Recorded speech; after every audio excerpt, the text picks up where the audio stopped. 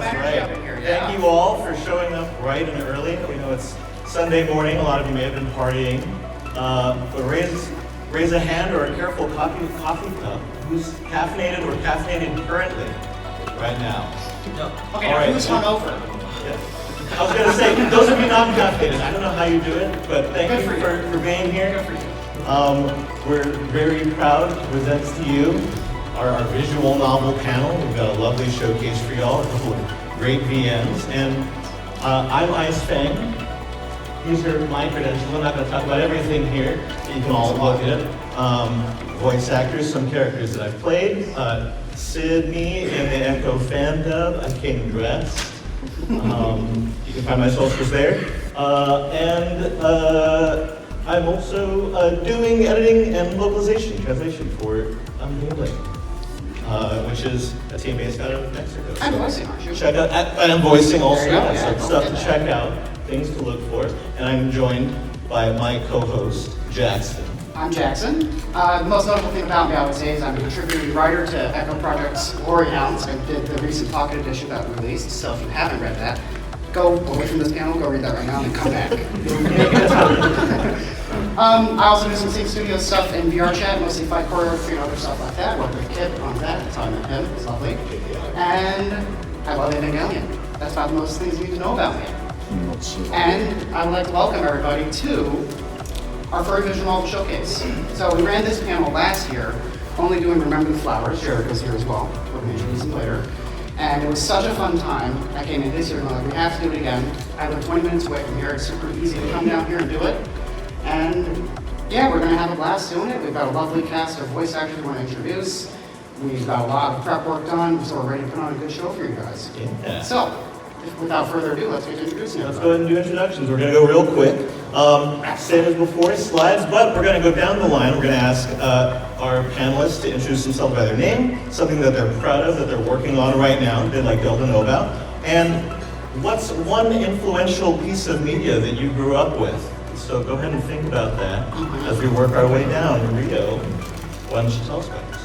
Hello, I'm Rio. I'm the writer and creator of String Zero. Again, for the sake of time, I won't go over everything on this slide, but I've got quite a bit of writing credentials and editing for a really long time. And String Zero is really influenced by William Gibson, Neuromancer, and Cyberpunk, so I think that's what I'll A throw little bit out. of Frostpunk in there too. The second.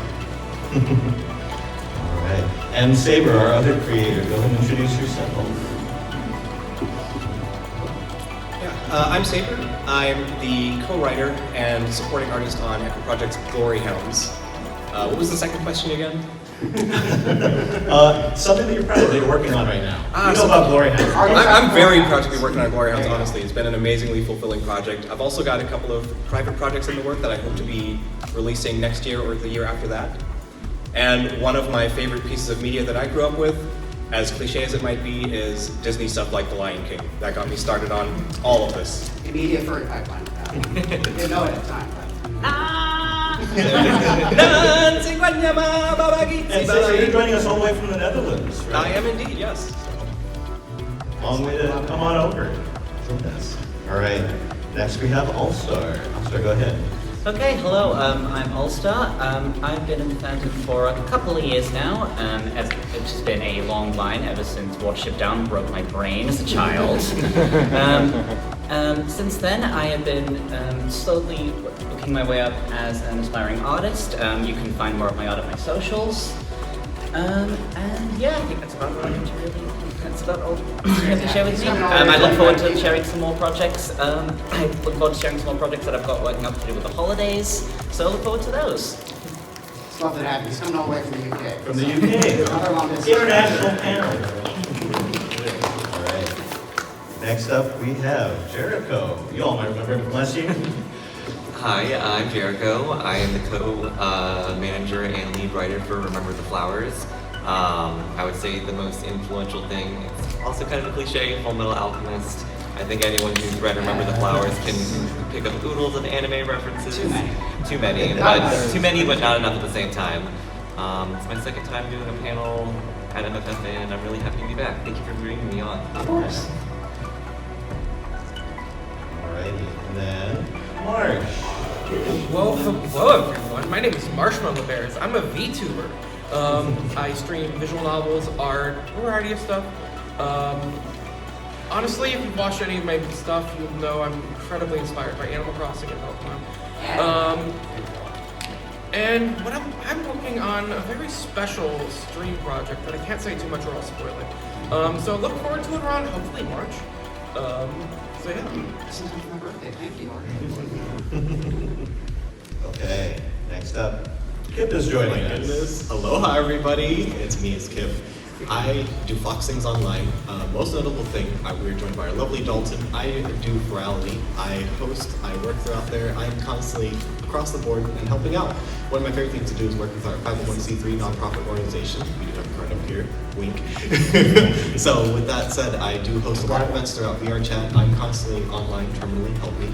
But it is wonderful to be here with you all, and I appreciate you. The second question is something I'm proud about. That is our 501c3 virality. I love, since I've been on the team, I've been able to help out and continue to inspire more people to not only get themselves to help out with conventions, but also to explore the community a lot more. It's been a wonderful experience, and I couldn't be more thankful to Dalton for being here and supporting us with it all. We love you, Dalton. My actual thing that has inspired me the most is a funny little movie called Pinocchio and the Emperor of the Night. It is probably never heard of by anybody. It's a geek animation, and nobody knows what that is, but that's okay. But it all talked about your choices and mortality. So everything you do in life, you get to decide what you want to be, what you want to do, and it's all up to you. And it has been one of the most inspirational things for me since growing up. And my mother used to sing the lullabies from it all the time. So I do appreciate it very much. Thank you all for having me. A little bit, love. All right, thank you, Kipp. And yeah. Hello, I'm Yao. I have no credentials. I'm gonna avoid all that. The thing about things that I'm proud about. I'm also working on Ferality. I should be the next acting team lead on Ferality as well. I'm currently the vocal coach for that organization, and I love working with him. I love working with Kipp. I love working with Dalton. All the other people, the wonderful 200 plus people that we have in our organization. Please take a card. And talk to us about more. Hey, okay. You might have also seen me around in the convention as well, in the dealer's den, if you're allowed to go back there. I also work with Scrapyard Leather, which I also have cards over there.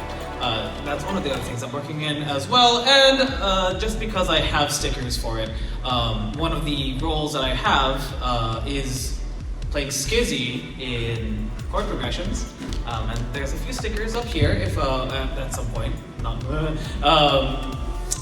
that, yeah, I don't know, I just do a lot. Tell me back to the question now. What's the Influential piece of media. They gave me 2 days to figure this out, and I forgot. All right, okay, I'm gonna say Lapida Castle in the Sky. And the reason is because it was one of our only DVDs. We had like those cars that had DVD player in it, and we had a long road trip. We just repeated that over and over and over. I love it, sure. Na, na, na, na, na, na. But also, I've watched it way too many times. So, there we go. Thank you, yeah. That's our cast, but we also, of course, have our supporting crew with us. There's Crimson in the back recording this. You want me to run out there and get a mic? Yeah, well, yeah, run on up, or there you go. Borrow Jack. Hello. My name is Crimson. I am going to be filming this whole thing. I was on the panel last year. I am a voice actor, funnily enough, the other Sydney. So I'll be doing the kid Sydney voice. Woo! I get to cry. It's great. Also, I'm a stage actor in Las Vegas. I've been with different community theaters.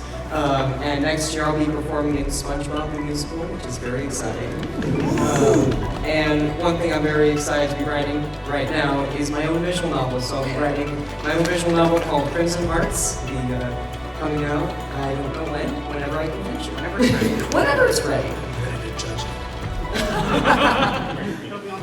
It'll be on the final. That would be awesome. And then one piece of media that inspired me Honestly, anything Disney. I mean, I'm a theater kid at heart. Anything where I can sing and belt out.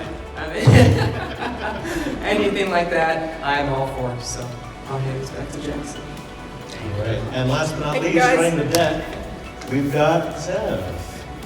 You can borrow. Oh, yes, thanks, man. Hello, I'm Zev. I am a writer by degree, a software programmer and games my profession. I have a wide variety of things that I do, and you can see from the slide I can't settle on any of them, nor do I really care to actually put much effort into them. I would say that currently the thing I'm most excited to be working on is actually a visual novel project with my coworker and co-founder of this project, Ice Fang over here. We hope to have something for you sometime next year soon, with all going well. And in terms of influential media, I couldn't settle on one singular video game, so I've just decided to say the entirety of the Super Nintendo. Just that whole console. Super Nintendo. Great. So that's everybody. That's all of us up here. You can tell we all love visual novels. I think you all love visual novels, so we're happy to be reading a couple for you today. Let's first go ahead and introduce String Zero.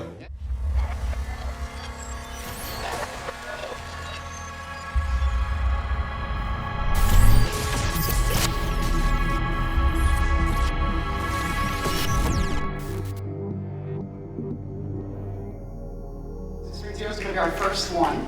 It's written by Rio, created by Rio. There's a lot of other people doing art and stuff. Is Ken here right now? Oh, Ken's not here right now. Ken is also here at the convention. He's doing a lot of the art and my art for it.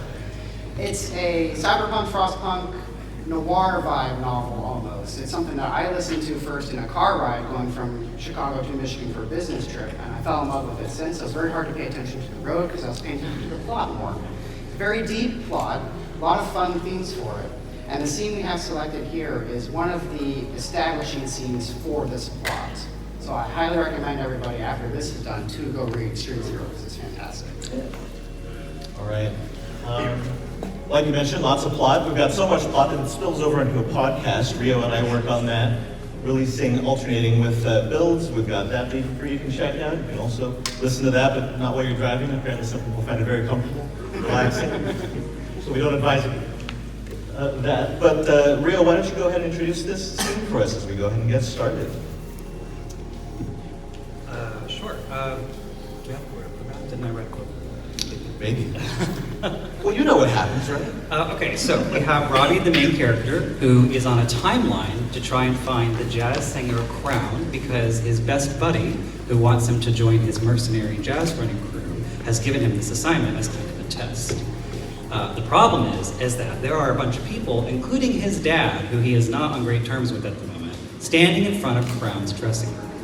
And that's where we begin.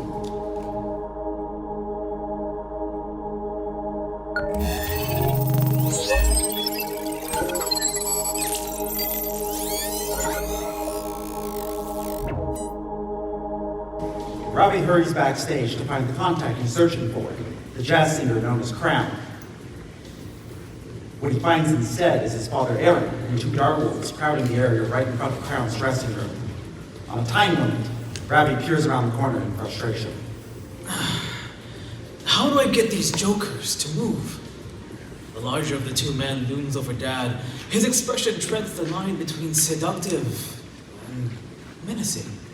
Need I remind you that your family's provisional citizenship exists only because I find you amusing.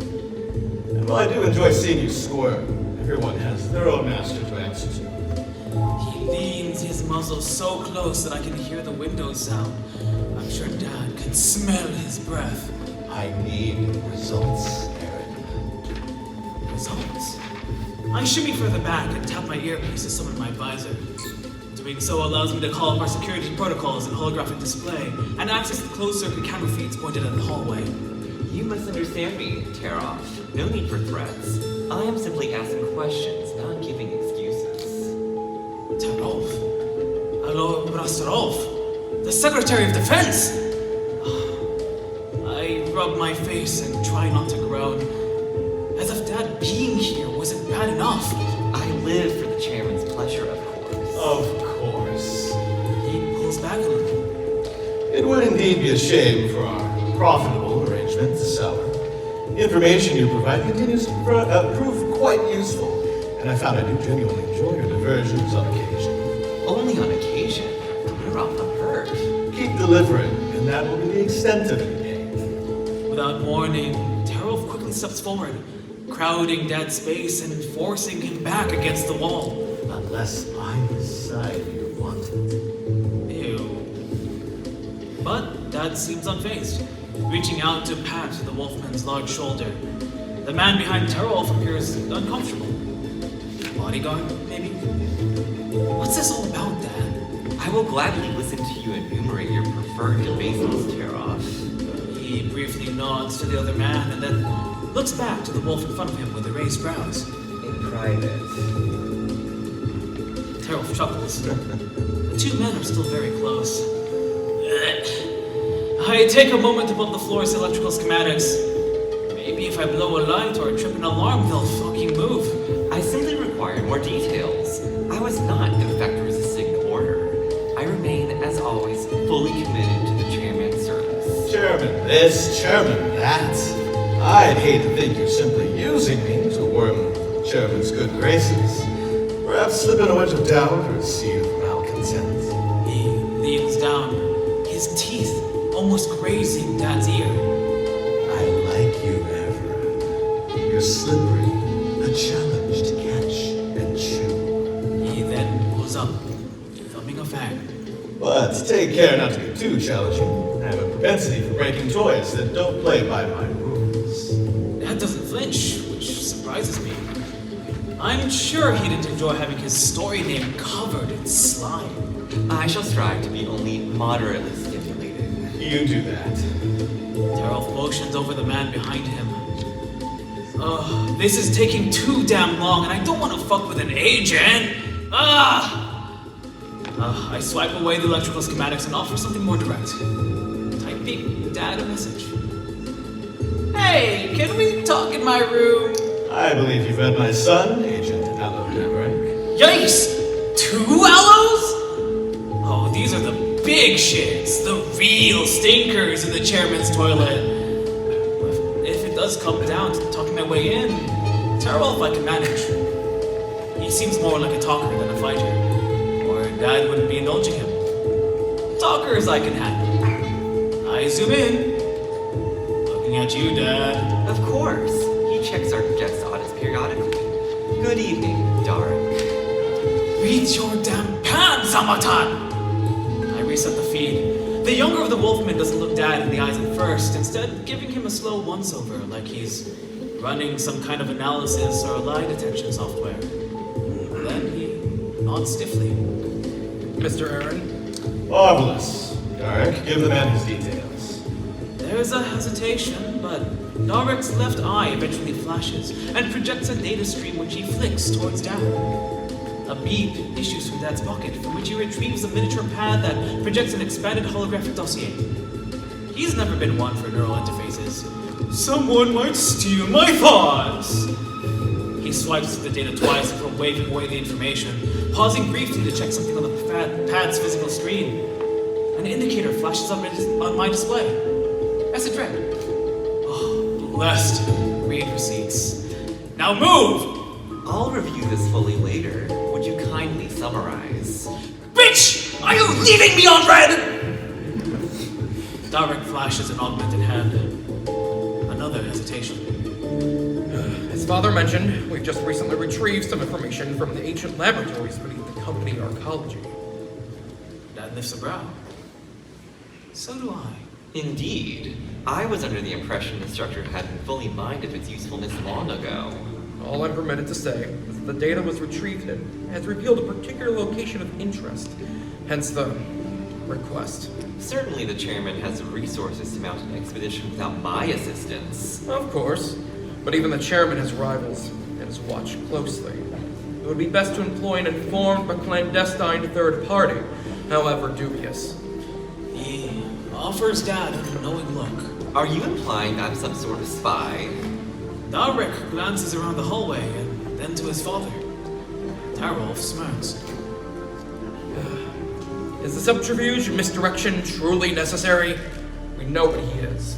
Dad presses a hand to his chest. Dark, is this what you truly think of me?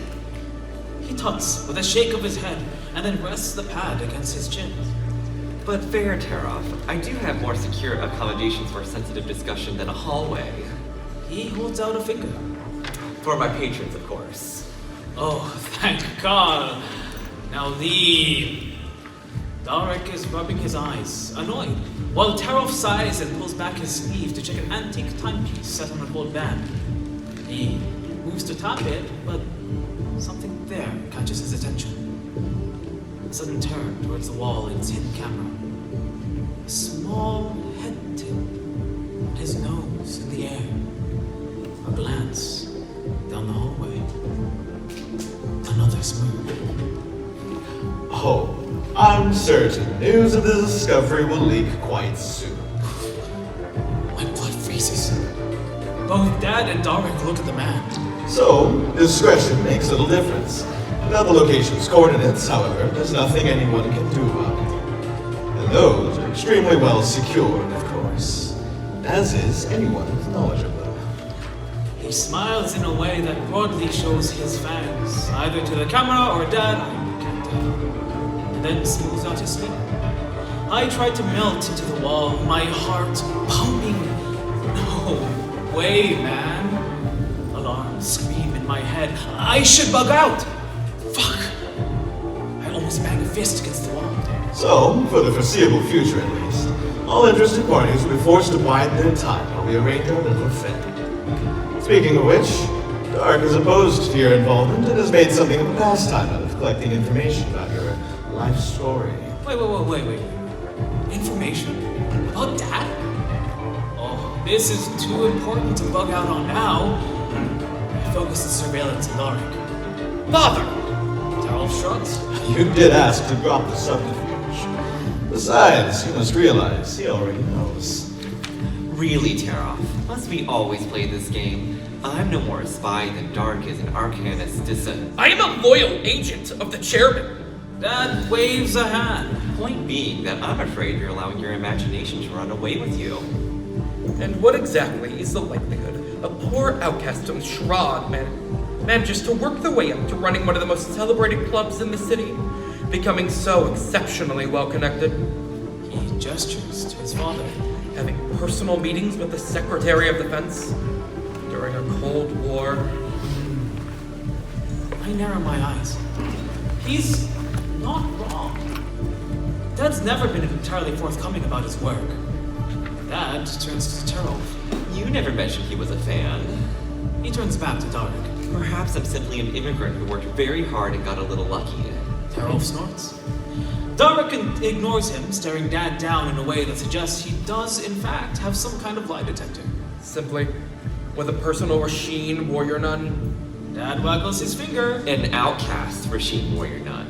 Is there truly something so strange about outcasts finding each other and banding together? Two outcasts of your collective talents? Yes. Dad always said he knew Yuri before her exile. Is he just playing this guy? Flatterer. But on the contrary, wouldn't you say competence attracts competence? So what are you then? An outcast spy? I never said I was either. Besides, how could I possibly be both? Double agent. You must truly think very highly of me to presume I can manage a club, a vast network of contacts, while spying and being a father. I knew you liked me. I rub my temple, uncomfortable with the sudden feeling I might have a flawed understanding of my own history. And they still haven't moved. Terrell pats his son's shoulder. You can stop scanning. Called it. I warned you not to indulge his dissembling. There's little point. He has an astonishing talent for filling the air with empty words. Darek grunts pleasantly, but does seem to relent. Besides, I think we can all agree the consequences of playing multiple loyalties would be dire. Especially when one has so much to lose. I'm sure I don't know what you mean. Of course you don't. He grips Dad's shoulder, the points of his claws denting the cloth. One would need to be extremely subtle, after all. Flawless. For the first time, Dad looks genuinely uncomfortable. I don't appreciate the implication. Relax. He releases his hand, stretching out his claws in clear view of Dad's face, as if checking them for dirt. Then he wipes the side of one down Dad's bearded cheek. If I had reason to believe you're going to double-cross me, these claws wouldn't be so clean. Dad frowns. Something Terwolf said must have really caught him off guard, for his usual mask of casual levity to falter twice.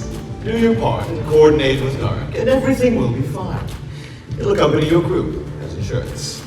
For all of us. Darek suddenly reaches out to rest a hand on his father's arm, guiding it away from Dad's face. The elder Alo laughs, then pats the younger's hand with his own. Father, enough. I'll handle him in my own way. I have my orders. Still chuckling, Terwolf suddenly squeezes Darek's hand a little too tightly and wrenches it away. Now freed, Terwolf considers his son with a chilling grin. Do you now? Darek shoots his father a warning look. Mr. Aaron? The wolf's eyes remain locked. Yes. It takes a moment for Darek to chance turning his eyes away from Terwolf. My distress aside, if you keep me verifiably appraised of all your activities, I'll have no reason to hinder your work or preparations. I'll even see your assistant should I feel comfortable that you're working in the chairman's best interests. And have nothing to hide. Dad rediscovers his big smile. My dear Dark, everyone has something to hide. So I doubt you'd be interested in my indulgent collection of bad poetry. Be that as it may, Dark is absolutely right. Someone should keep an eye on you and your poetry. The elder wolf slides an arm around his son's shoulders with all the companionship of a boiling storm. Consider it an order to stay here until the expedition is prepared, son. And try to use the extra time to loosen up that stick in your ass. What? Father, I don't think. Dark. His arm tightens. Darek suddenly snarls and pushes the arm away, staring back in challenge. I don't report to you, Father. A round series of dares rumbles between them. Fangs and snarls flash in answer. The very air seems to crackle, threatening to ignite. Until Dad clears his throat. And then, like clearing skies, Darek suddenly seems to remember himself. Relents, glumly turning away. Yes, sir. With equal alacrity, Terwolf's demeanor likewise shifts. Good lad. I'll work things out with Director Field tomorrow. Terwolf pats his shoulder and then leans in to whisper something my feed doesn't pick up. That's probably my cue. They probably won't move anytime soon. I'm starting to feel like I might have judged these wolves all wrong. I quickly pull up the club security protocols. I created a lip-reading function some time ago for Dad to snoop over video feeds on his downtime. I'll run that and then scram. Figure out some other way of getting to Crown. Okay, let's just close out of... Security feed shows Terwolf about to round the corner. Fuck! I quickly shut my visor and practically stumble over myself as I push off through the wall. My. Eavesdropping company's secretary. You really are your father's son. I freeze. Ravayan, yes? I don't... He holds a finger to his muzzle. Think real hard on what you're about to say. God damn it! I swallow hard. I mean it's Ravi. How'd you know? Good lad. To answer your question, you have a similar scent. And a strikingly similar look as well. I'd wager you can pass as your father at the same age. Though, you might be more handsome. The man extends his paw-like hand. No. Excuse me? I meant my name. Ah, yes. The Ryan story names. Well, it is my business to know all about our adversaries. I do oversee the ocean intelligence after all. As I understand it, they are your true names, yes? Your person stripped of all falsehoods and artifice. Noble names, like mine. He looks from me to his paw and back again. He's still smiling. Now, don't be rude. I want to yell at him that Ryan didn't join Svatasvar willingly. That he's got story names all wrong. That they'll never fit right in his mouth. But I'm trapped. So, I wrap my fingers around his and try to smile.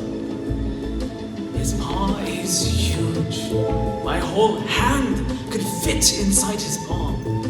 But the shake is gentler than I expected. There, not so hard. I'm sure you've heard already, but for formality's sake, I'm Malrastrolf, my true name. He keeps my hand in his even after the handshake finishes. Though Terolf is fine in a pedestrian setting like this. Asshole? Respite is far from pedestrian. And I'm getting sick of feeling his paw around my hand. I feel myself glaring without meaning to. That would be hurt to hear you say that. His grin widens. Suddenly, my body lushes forward. My arm's been lifted above my head, and my knuckles are being squeezed so hard that I gasp. I'm inches from his chest. I can feel his breath on my hair. His other arm wraps around my shoulder, pinning me to him. And I wonder how hurt Aaron would be if something happened to you. He twists my arm around, pressing down and back. My heels come off the floor. I've been in this exact countless times, sparring, but it doesn't matter. The only result of years and years of combat training is that I manage not to scream. All right. And scene. And see.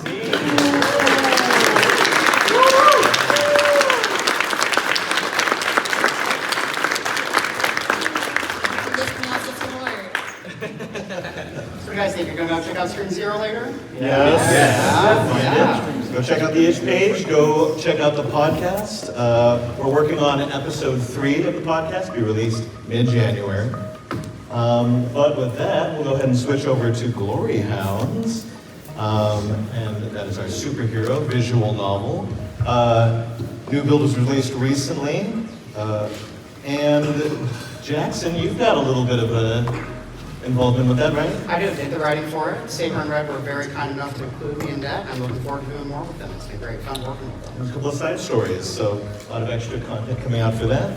And Sabre, would you like to go ahead and introduce this scene for us? Absolutely. So the scene that we've selected is basically the opening scene of the visual novel, and I have to give a huge shout out to my best friend Red, who is the project lead on Glory Hounds, and without whom I would not be here today. There we go.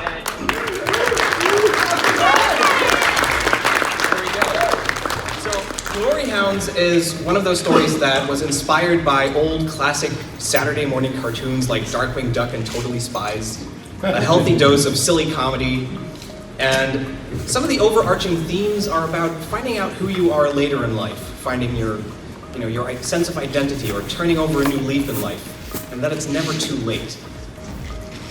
I guess that I would say that is one of the main running themes. All right, and without further ado, let's go ahead and kick us off.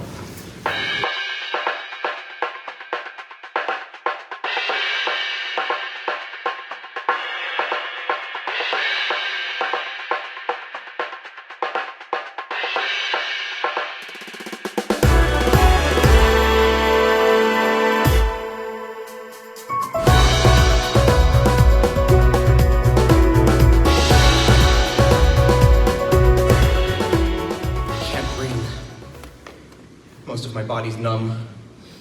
Occasional searing jolts of pain aside. It's been numb for a while. I don't know how much longer I can keep going like this. How much longer I can keep running. Everything I do just leads to more suffering, more pain, more stairs. Oh. Come on, Spot, pick up the pace. Betrayed by my closest ally. I can't. Too many. My legs are screaming in agony, but no one answers their call. Raven 3, what's the situation out there? Over? A voice crackles suddenly and loudly over the radio. I grip the handrail like my life depends on it. Last thing I'd want to do is go down tumbling down these steps, because I'm pretty sure I wouldn't be able to get up again. Our adversary is on the roof, sir. Diamonds should still be on his castle.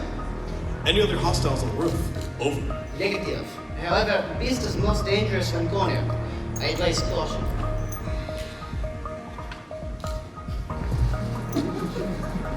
Raven 3, I need to say over. Over. Over. Good. Over and out.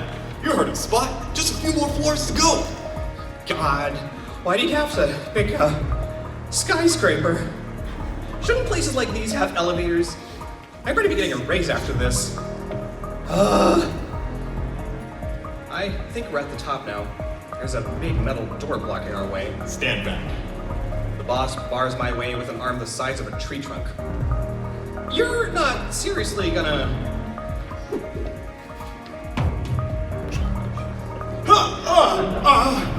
He hisses, clutching his foot, hopping around like a madman. I put myself between him and the stairwell. I'm pretty sure they'd dock my paycheck if I let the boss fall down the stairs and break his back. That probably wasn't the smartest move. No kidding. Here, let me do it. I grab the door's handle and push forward. Huh, it isn't locked at all. The way the boss is looking at me, you'd think I just aced an exam on quantum physics. I knew I hired you for a reason. He gives me a pat on the back that knocks me against the metal door. It slams open wide, blasting us with cold air and bringing us face to face with...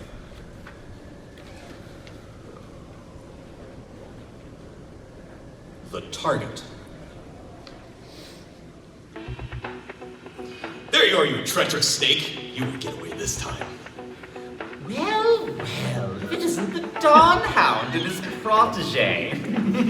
A dark chuckle sounds from the other end of the rooftop. It's enough to send shivers down any man's spine. Or maybe the shivers are just my vertigo getting the best of me. I press on. This uneven rooftop gravel is hell underneath my already sore feet, even with my boots on. And the cool spring air is making me regret my choice of outfit. I have to admit, I'm surprised you'd be foolish enough to follow me all the way up here. Of course, judging by your fashion sense, making bad choices seems to come rather naturally to you. Give it up, villain. You've nowhere left to run. Pretty soon, the only thing you'll be wearing are business stripes. I'm not so sure, Mr. Dawnhound. Because from my point of view, you seem rather cornered yourselves. Like a predator about to pounce, he regards me with squinted eyes. All right, this is the moment I've trained for. I assume the position. Shoulders straight, arm outstretched, index finger pointed at the culprit. Just like they do it in the movies.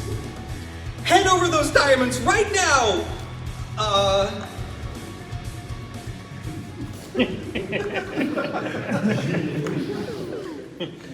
What was your name again? The horned chameleon rubs the back of his scaly head, tilting it slightly.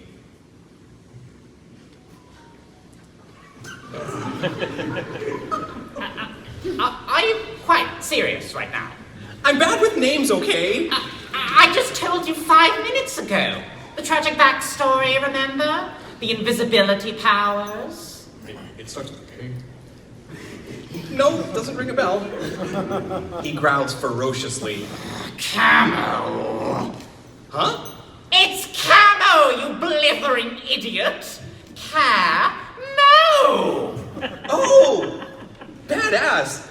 Did you come up with that one on your own? Next to me, the boss buries his face in his paws. Can we just fight? Please? For the love of God, yes. You're going down, Camo! It's Cat! You know what? No. I've had just about enough of you. Rise, my minions!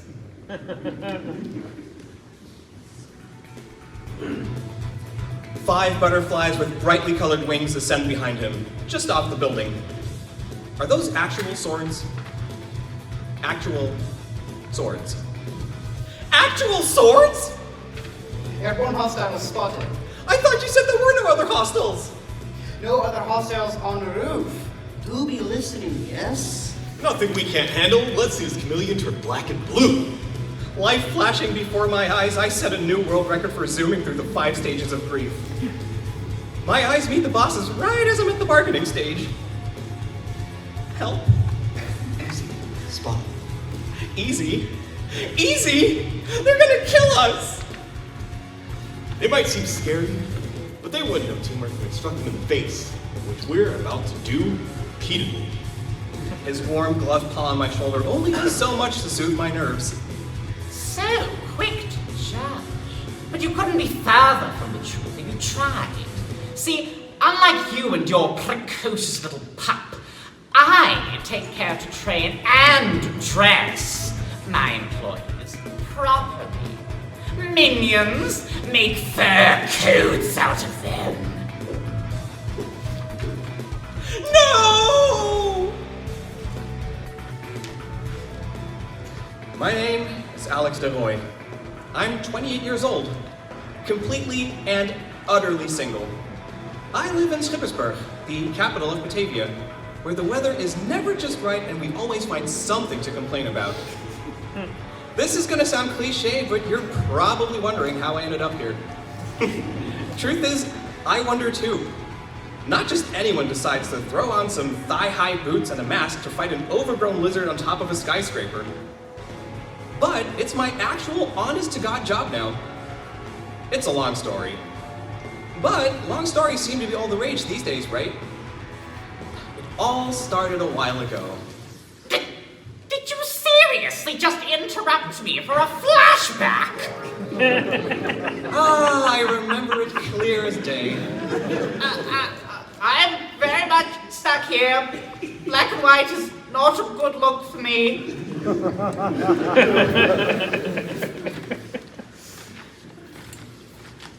And scene.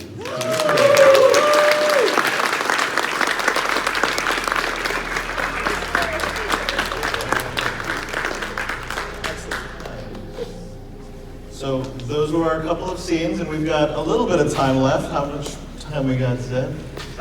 We've got about 18 minutes. Just as planned. Just as planned. So we've got some time for y'all now to give us some Q&A if you want to hear from our creators, if you want to hear from our voice actors. We'll take questions. If people have them, we'll just go ahead and run around. Raise your hand and I'll run up with the mic for you. Yeah, exactly. We've got a question there if you want to go ahead and kick us off. Thanks for being so brave. I don't know if I'm allowed to say this because it's in a later issue or a later part of, I think, the first part of Glory Hounds. Careful about spoilers. But when designing the outfits and when you get like the list of the outfits that are all designs for Alex and like all the prototypes he goes through, were those actual designs or were those like little gags to put in? It's a bit of both. So our main sprite artist, Starfish, who is amazing, came up with a lot of costume concepts with Red early on.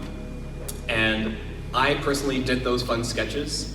Some of them were based on actual earlier designs, and then some of them were just drawings where I went like, okay, if I was someone with a sort of childlike personality that just wanted to be the coolest person on the planet, but I had no actual flair for design language, what would I draw?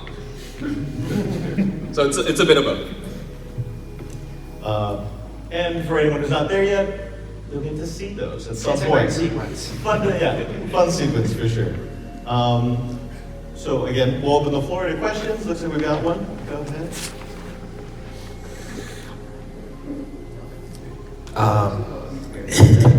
All right, thanks.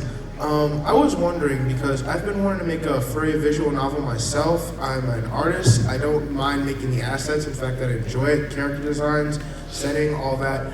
I would wonder, how did you get together to make all the other aspects of a furry visual novel? Because in terms of like programming and establishing, those are things I wouldn't have any experience in. So I would like to know, what would be a good way to sort of gather a team of sorts to get a furry visual novel going? Also writing. I feel like it's a good question for Rio or Jerry. Maybe you can both take that one. You want to start? No. Build off of what he says. Okay, so I feel like typically when you're coming to a visual novel project, you probably already have like one skill. So in my case, it was writing, and I didn't have artists, and so I get artists and I don't have a That doesn't mean you can't write, but I think the best thing to do is to do some networking and kind of start looking around and talking to other devs who are part of other projects like you're doing now, but on a more personal level, to kind of like see how they went about things. And just like from my experience, I came to a lot of these conventions. That's how I met a lot of these people. It's just by like coming to their panels and just meeting them and talking to them or hitting them up on Twitter or whatever, just saying, hey, can we have a meeting? I want to figure out what your deal is, like what is your process? But as far as like from the writing angle, since that's what I'm most familiar with, write what you want, have fun with it, and then hire an editor. Please. Editors are not optional, so this will be whether your game is exceptional or maybe just okay.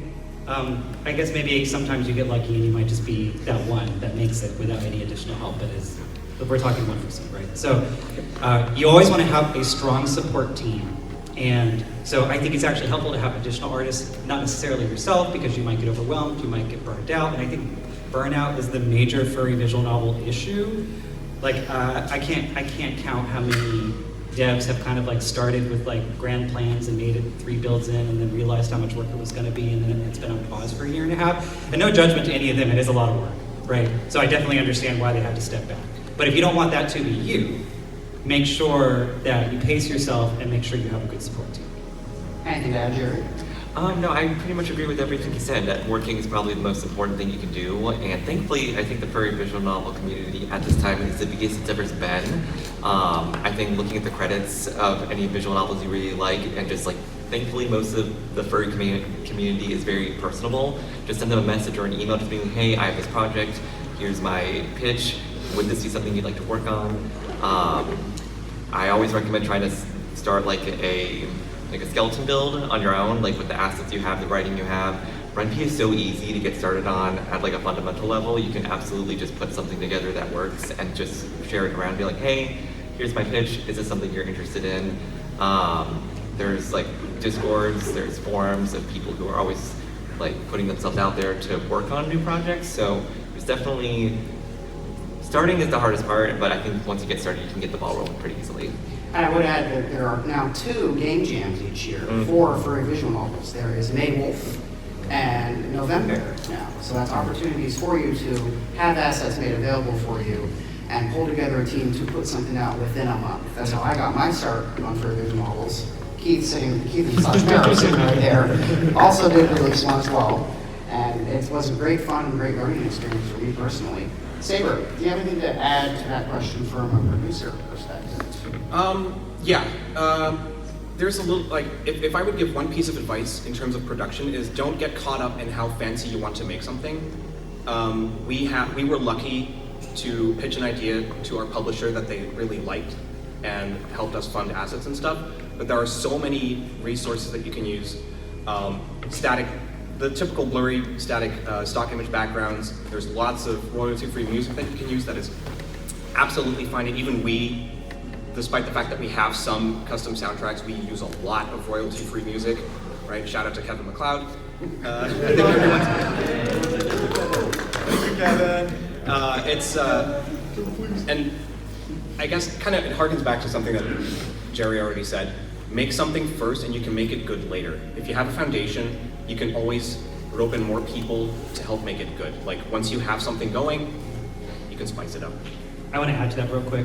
I would look up the term scope creep, which is a common phrase in the industry, and understand what that means. The short of it is that I think it's cool, let me add it, but it wasn't in the original plan, and you keep doing that over and over again until the original plan is lost and all this extra stuff that you don't really need. Yeah, it's nothing like a constraint of a game jam to kind of cram that process down. You don't have time for that. Or alternatively, this is something Red told me, just start with doing like a single scene. For example, a conversation between 2 characters in a coffee shop or something, to get a feel for what it's like to put everything together. Question there. I see you back there too. We'll get you next. Hey, so quick question for everybody. First of all, I want to say everybody's voices were very vibrant and different, and I love that, and thank you. My question is actually to go with that, because a project like this doesn't happen overnight. So how many hours and what kind of editing did you do to decide the direction for characters, their voices, and how they would sound for fandoms in general in this instance? Like how many hours did you put in? Yeah, so it's kind of interesting, I guess. I can definitely share a little bit about that because for the String Zero podcast, I do producing and directing for that, and a lot of that it does involve thinking about who would be good for this character. I have to admit, a lot of it is just like, well, which of my friends can I tap, and who do I know who's got like a good voice for this kind of thing? So, fortunately, unfortunately, some of it is like, who do you know? For a fandom, there might be a more formal casting process, in which case you'd have a vocal director who's going to be, going through auditions and listening to voices and things like that. But for something like this, it's kind of, we're just like, who's cool? Who do we want to pull in? Who do we want to give voicing opportunities to? So, it's all kind of a collaborative thing. It's a community thing. So, some of us are streamers, some of us are performers, some of us kind of just do it for fun. We've got the whole spectrum up here. So, I would add, don't be afraid to reach out to people. That too. I only tentatively knew some of the people on the panel here. But I was like, I like them and I like what they do. I'm going to reach out to them to see if they want to do it. Yeah, exactly. And it pulls all together from that. I'll just go ahead and add to a little bit more detail as to like the timing that went into it. So both Sabre and I had to pull the scripts from our games, and we had to pare it down a bit to make sure it would fit within this time frame. We had to make sure it could fit into a script form. You see all these sheets up here. So that was something we had to do. The games, these are not the full versions of the games. We had to alter that in RenP and like do some minor programming to do that. And there are many, many, many sections where we did dry runs over the past several weeks. We did at least 4 dry runs in total. Yeah, so I would say, 20 plus hours of extra effort to prepare for this panel in total. It was quite a bit. And lots of paper. It's a It's a really fun process, and I'll say too, we did a lot of Discord calls doing rehearsals, but when we finally sat down in person with paper scripts, it was a very different experience. I think, Marsh, you've got theater background, you were kind of talking to me about that. If you want to share a little bit about how that went for you when we all sat down at the table for the first time, finally like, let's do a table read, wow. Oh yeah, I was like, this is like nostalgic. Yeah. It's like to have a script in my hand. It's Yeah, right. Looking at fucking Discord. Something makes it more real. If I may add, So it's definitely one of the best things you can do is make yourself available for people. When you're aspiring and you want to be a voice actor, the best thing you can do is make yourself open. And many of us rehearse in the shower because it's the most secret place we can do that, and the sound of the running water covers up our bad voice acting. One of the best things you can do is work with people, is let people know that you're trying it out, and before you know it, your friends will reach out to you and you'll be helping them with bigger projects than you'd never imagined in the first place. Yeah, absolutely. Also have a friend who has extra mics. Really. Question over here. Okay, another question in the back. Okay, so given that visual novels are typically released episodically as opposed to a more traditional novel where you complete the entire thing before releasing, how do you manage to leave the actual episodes open for changes down the line? Like in case, like for example, if you write you complete a novel and you get to the end and you say, oh wait, this would work better, or this would be different, and that would result in some change and some significant change. Like how do you write your novel so that you could tweak it if need be? Yeah, I understand what you're saying. Jerry and I specifically are part of like a writer's room where we discuss this exact topic like all the time. Because there's some disagreement on whether you should write the whole thing first or if you should do it more episodically and be more flexible about it. And the short answer is there is no right answer. There's different ways of approaching writing. Novelists do this the same way. Some garden is what it's called, where they kind of like have a loose outline and kind of move it as they go, whereas others are like firm structure, and the full thing has to be written out, and they don't like doing it in pieces. So it's kind of like whatever works best for you, and whatever will help you get it done. I would say for me, specifically within the furry visual novel like community, I'm getting live feedback every time I put out a build, and sometimes that feedback can dramatically change the direction I decide that I want to go. So I think it's best to stay as flexible as possible. Did you want to add anything?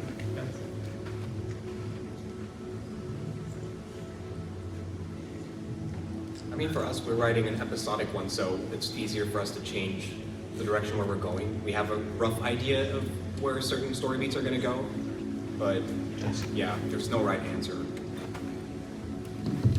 So we've got about 5 minutes. I saw 3 hands go up, so these will probably be the last ones we have. So we're going to go ahead and hear the purple yellow lanyard and shoulders. Okay, so my question is kind of more so from a fan perspective of, so we know that like in the fandom, a lot of us, whether you're artists or commissioners, like to show our love for these VNs through like fan art and commissions. So, but one thing that always kind of like is in like the back of my mind is that these are like owned by certain people. So I like to ask, what is your policy in regards to whether someone would like to create or commission art of said characters in your VNs? Because we know like with like Echo, for example, there's fan art of all the characters out there. So I was just curious on like where the line is in terms of like that question makes sense at all. I mean, as a creator, I have a very strong stance of once the characters are out there, it's really up to anyone's interpretations on how they want to like commission stuff, write them like for fan fiction. It's not my place to try and gate that from other people, regardless of whether or not certain things make me uncomfortable, or I'm like, that's probably not what they would do. But hey, that's kind of the beauty of being in this space, is that we were inspired to create our novels, and now we're inspiring other people to create. And honestly, I just think that's beautiful. Yeah, I believe in death of the author. So essentially, once I put it out there, I have no control over what happens to it. I can always close my eyes if someone does art that I don't particularly like, but I'm glad that they love my game enough to do it. And don't worry about doing fan fiction or commissioning other art or drawing it yourself. Some people have gotten their start in furry visual novels through doing that. Jackson began by doing a fan fiction for Ad Astra Arcadia, and now is a writer on Glory Hounds. So you never know where these sorts of fan creations are going to take you. All right, I got another question over Yeah, second to last question there. Okay. Is it this way? Okay. So one thing that you had brought up was like fan streaming and stuff like that. That's kind of how I started with experimenting, and I think that's another form of fan contribution. I think it's really fun and also a great thing if you want to get into voice acting to play around with, and yeah, just get yourself out there. The question I have with that is, from the creator's perspective, I know that there are maybe some creators that might only want people to only play up to a certain point, and then the rest of it people should read on their own. Some have been cool with like full read-throughs of it. Like, what are your thoughts on that? Like, should there be any like limitations, or is it something that's like playing the full thing? Like, does it spoil too much for people to go play? Like, I guess, yeah. What are your thoughts on having like somebody play a full stream, like for the audience? Like, is it okay if they do that versus limiting it? If it's public, it's fair game. So I'm fine as long as it's the public build, go for it. Especially as someone who myself has trouble reading, I can totally understand people who would rather just listen to it rather than read it themselves. So, yeah. Thank you. Then we got 2 more minutes. Last question, Matt. So, I do a decent bit of game dev myself, and this is going to be more so a question for other people who want to get into like RenPy dev and game dev. Now, there is a lot of annoyances when you're going in and looking at like your files, and it's like, oh, this project's over like 300 megabytes. How does your workflow shape up for sort of like optimizing your files? What sort of applications do you use? What sort of resources do you use for like even like learning how to code? Like, where do you get your resources to get better and optimize your game? This is a big one because it's going to depend upon what experience you're already bringing to it. Like for me, my programmer is professional, so he uses Git, and we do everything in Git. It's all nicely organized, and like anytime I want updates made, I make milestones and stuff like that, and he organizes all that. When it comes to like filing, like we just follow like web best practices, so all of our art is in WebP or WebM, whatever kind of whatever kind of format that we can use that has the highest fidelity for the lowest cost. Yeah, I haven't programmed in a couple years, so I definitely don't know the most up-to-date tech. Yeah, I would say that would be something to ask a programmer, and not one of them. I mean, for anybody who's used GrandPy, it does have like an archiving function, which will pack everything down. It makes it a little bit smaller, but I mean, like as the game goes, you're just going to build up. You're going to get into the 8+. I will add that the RenP has extremely robust documentation and an active Discord server, so you can easily get all the resources. Thank you, RenP. All right. And I think that about wraps it up. Thank you all for joining us.